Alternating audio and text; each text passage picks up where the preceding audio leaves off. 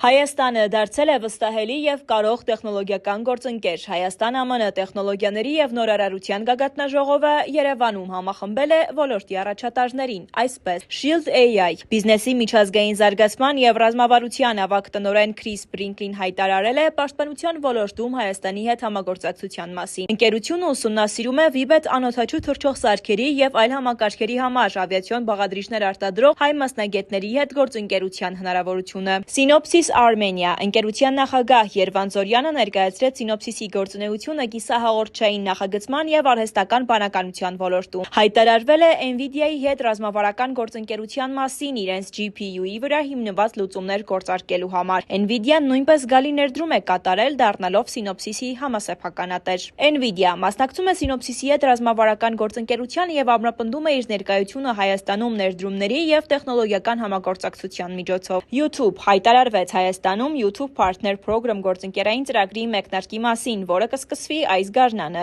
Սա թույլ կտա կոնտենտ ստեղծողներին պաշտոնապես դրամայնացնել իրենց ալիքները։ Starlink SpaceX շուկայի հասանելիության և զարգացման ավագ տնօրեն Ռայան Գուդնայթը հայտարարեց Հայաստանի բարձր տեխնոլոգիական արդյունաբերության նախարարության հետ գործընկերության մասին 100 դպրոցներ միացնելու գերարագ ինտերնետի։